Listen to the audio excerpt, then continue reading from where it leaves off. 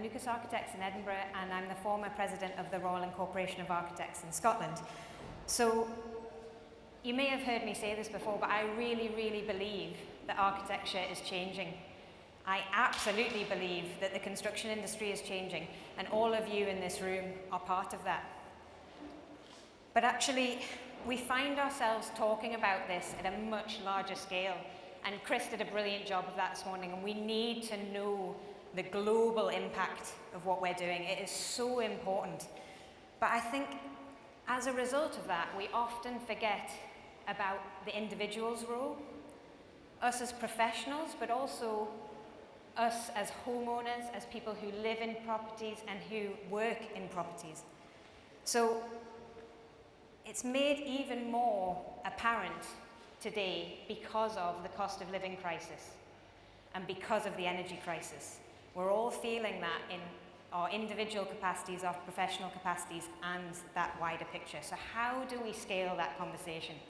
So today, you're all here as professionals, but I'm speaking to you as people who live in a building, who work in a building, whose kids probably go to school in a building, because we spend 90% of our lives in a building. Sorry, I don't have any slides, by the way, it's just me. Now, 90% is scary. Over the course of your lifetime, that's 22 hours a day. So why do we care about our built environment? Well, there you go. It answers itself.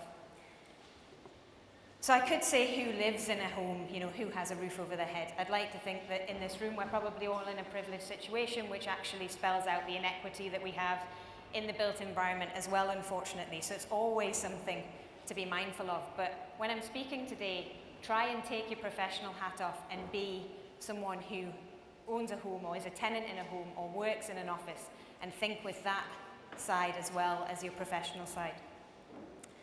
So in Scotland as well, our homes and our buildings contribute to 1/5 of our greenhouse gas emissions. 1/5.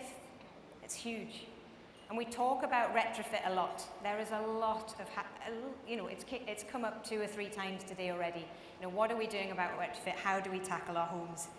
How do we navigate this?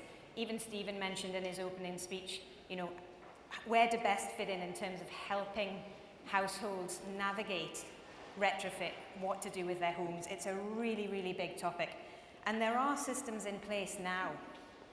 I'm always a little bit cautious about saying this, but they are ad hoc. They're not all appropriate, and they are still being rolled out. So there is still current investment right now, as we sit in this room, in systems which are not appropriate. Controversially, we are still building homes, I'm sorry if anyone in the room is involved in this, that will need to be retrofitted in the future. That is the reality of where we are, and if we don't own that, then we've got no possibility of driving that conversation forward. Now, we could be very negative about that situation, and I don't feel that that's appropriate, but we need to own where we are to be able to put systems in place to move forward. And that's something I feel that, although the industry is changing, we are not doing and we are not taking responsibility for. The difficulty with this is all of that just gets passed further and further down the line, it becomes harder and harder to fix, and the level of inequity gets bigger and bigger. Again, that is something that we have to take responsibility for. We not being individual, we being the construction industry as a whole. So again, how do we navigate this? Everyone's gone very quiet because I'm being very negative, but I will pick the pace up a little bit, I promise. So regulation will play a part. We can't avoid that. It has to. There has to be stick. But there'll always be a level of imposition. So back to our people who live in a home situation. Do we want that stick? How do you feel living in a property and having to invest in it? Where do you need the support? What do you need from that situation? These are questions that we really need to be asking and investing in. And there's a real opportunity for empowerment through that process. How do we take households on this journey with us? How do we bring that scale right down to the individual and support people on this journey? We've got 2.5 million households in Scotland alone. That is an enormous challenge, but it's also a huge resource to be able to take with us and actually really move us forward on this journey towards net zero, which is what we need. And Chris highlighted, in the graphs You saw that line of buildings, you saw the impact it has, and households are a really, really big part of that. Now in Scotland, there's a really big opportunity at the moment through the National Planning Framework 4. There's a lot of investment in place and in community, and if everything rolls out the way it's intended, there are systems being put in place that actually give communities access to professionals, give them access to funds, and start to kind of, the idea is that there's kind of community empowerment rolled out, essentially. And if you don't know anything about it, take a little look. These plans are really exciting. So my proposition is, how do we use that to get down to a household scale? If we can get to community level, how do we go a step further? And that's the challenge for us in the room today. But taking a step back a little bit, what do we actually know about our homes or the places we live in? The reality is you know less about your home, potentially not everyone in this room, I'm applying it to wider society. You know less about your home than you do about your car when you buy it. There is more information available in a washing machine instruction booklet than there is about what you know about your own home. Where you spend a huge proportion of the 90% of your time that you spend in buildings. Doesn't make sense, does it? The system is broken in that respect, so how do we change it? We've got a huge professional network. We've got so much skill in this room. Even if we were to workshop it, I'm sure we'd come up with something. You know, how do we harness that to really change that system? And I suppose the reality is, and I'm going to sound like a right architect here, the built environment is going through the climate emergency as well. All our buildings are having to stand up to more than they've ever had to stand up to before. They're also going through the energy crisis and the cost of living crisis, because not heating a building changes its performance because it wasn't designed to be not heated. So although it's not necessarily a personal consequence, there is an impact on our built environment that trickles down, which is important to remember. And actually something that Catherine said about building maintenance is so, so important. Now, I think I was captured on camera once, and I'm going to do it again, saying that building maintenance isn't sexy. That's very true. Talking about maintaining guttering to a room who are interested in shiny, lovely glass, steel architectural buildings doesn't go down very well very often. But as an architect, if I could encourage anyone to do one thing, it would be to look after their building or their office and invest in maintenance. Because maintenance is green, and it has to be the first step on that journey. And that's something that's an education piece and an empowerment piece for households that are so important. And it seems minor, but to a household in fuel poverty, it will make a huge difference, or it could make a huge difference. So this brings me on to fabric. So maintenance is that first step in fabric, but investment in fabric comes up a huge amount. Now this is what retrofit's about. It's about improving fabric to reduce your energy demand. But when we think about investment in fabric, it's not just about the home, it's not just about the property, it's about your built environment. It's the fabric of the built environment that's also being invested in, and that's what's maintained for generations to come. And that's the culture shift that needs to happen in terms of that thinking about when we invest in fabric, what does that mean? You know, is it a kitchen and a bathroom, which is a different thing, or is it the bones of the building because you want it to last for future generations? It was really good that Kwam touched on that whole life view, because you were looking at that at a bigger scale, but it's very, very similar in terms of how do you look at that whole life view at a domestic level.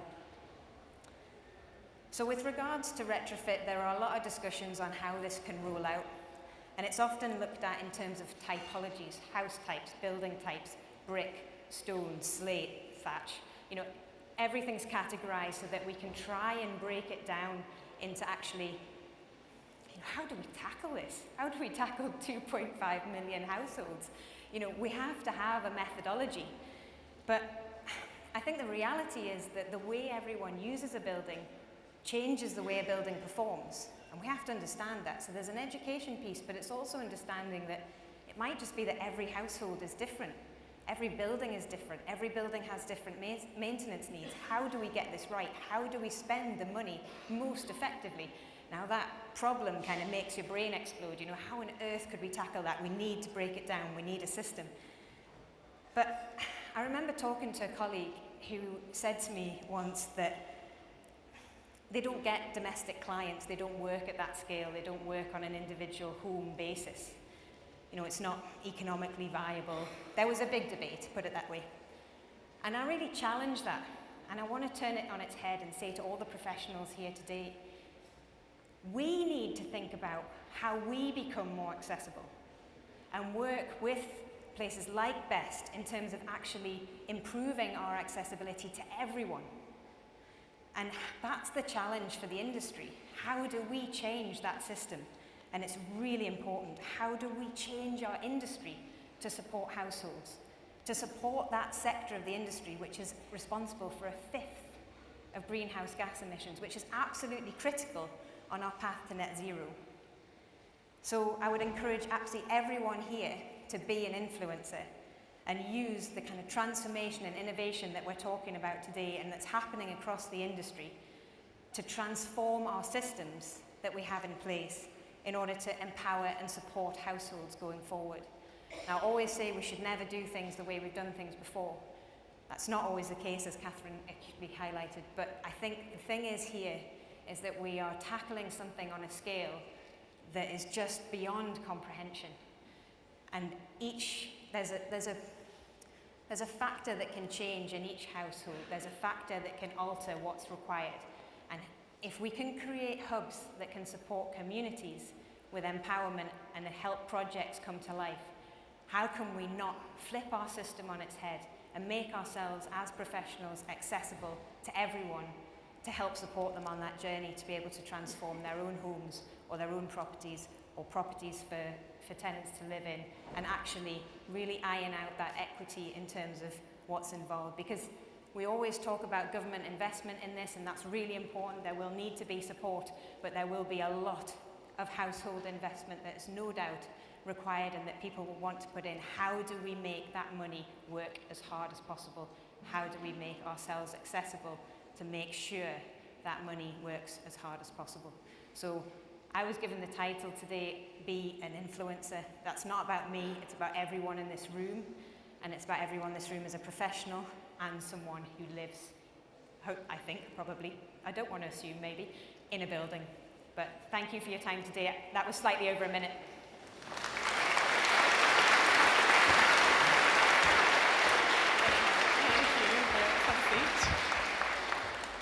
Thank you, Christina.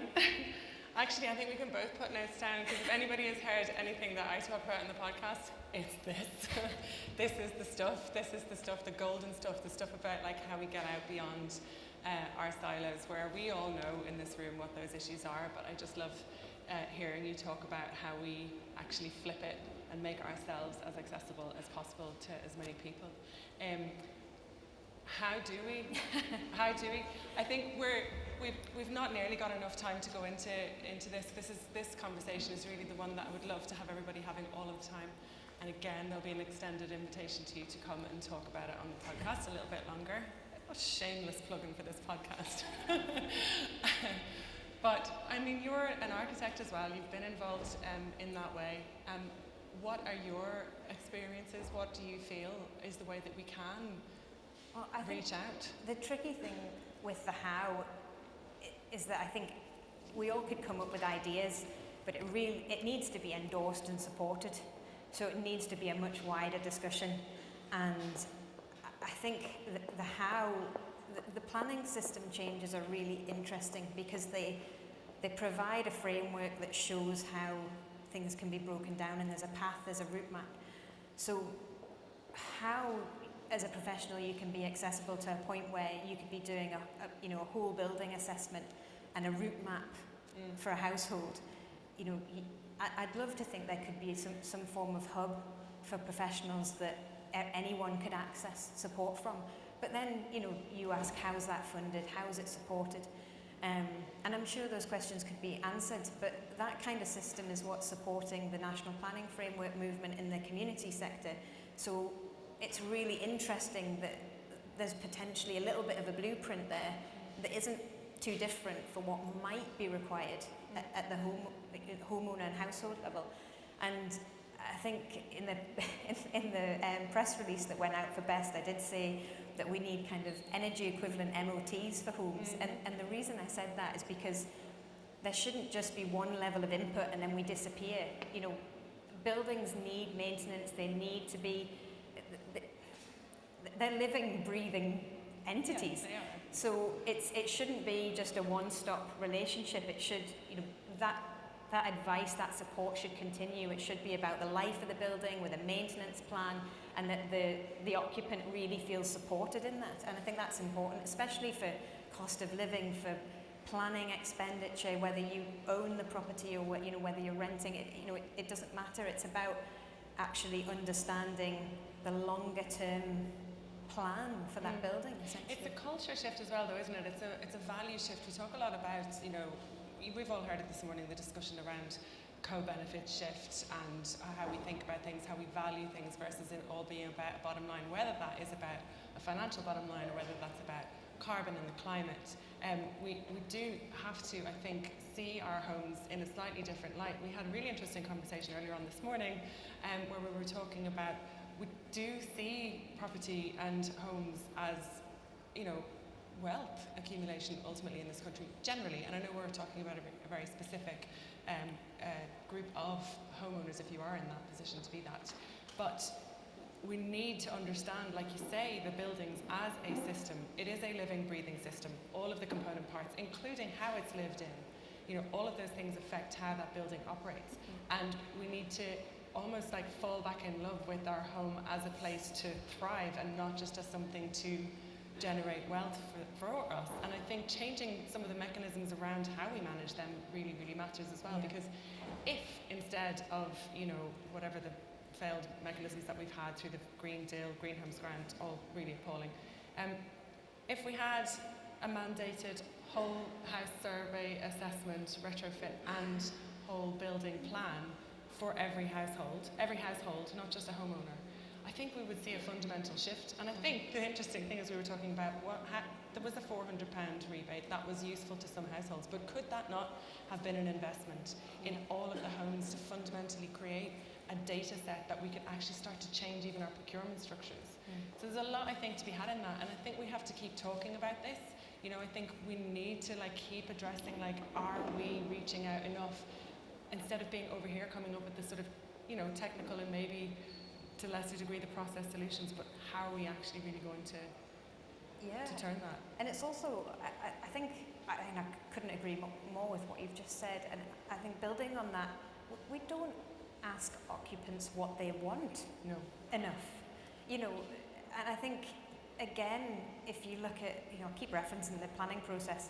I'm not its biggest fan, actually, ironically, but it does have systems, if when they work, you know, they work well. You know, the community engagement side of that for planning, you know, if it actually rolled out the way it should, you know, that's a great system to actually look at in terms of how do we know what occupants of homes want. You know, and I could only assume, looking at some statistics that came out through the pandemic, it's a nicer kitchen, it's an open plan living, it's a better bathroom, but I can't help but question, is that because there's just not enough information out there about the understanding of if you do insulate your loft, if you do take up your floor and insulate your floor, you know, and you potentially get a new floor or a reused floor, you know, actually what difference that would make to quality of life. And I think that we don't talk about that stuff. It goes a little bit back to my maintenance isn't sexy, you know, that's not attractive either in terms of when you bring people into your home or where you live, or, you know, it's flipping that on its head. How it's that fabric conversation. How do we value that? And I think that's part of that shift that, you know, you're talking about in terms of how we look at our built environment and understand its value. I think is a really, really important piece of the conversation. Well, I think we all know that our government are slightly preoccupied at the moment, and so maybe they're not best placed to do public service broadcasts about how we could, you know, have some support in our homes. However, we have got all of you, so we're going to have, I didn't bring the clicker back to the stage, I was a little disorganised. I think we've got one more Slido, we do. So how can we engage with the communities who are not in this room and like really think beyond that? We've dropped in the word communities, but that's a really, really broad term, and we would love to hear from you. how do we reach out into the silos that aren't our own? How do we do that? So please, you know the score at this stage. Christina, That's a good question. thank you so much. Thank you very much for having me. We could have you talk a lot more about what you have been talking about, and we will in the podcast this afternoon. Did I mention the podcast? Thank you very much. Round of applause for Christina. Thank you.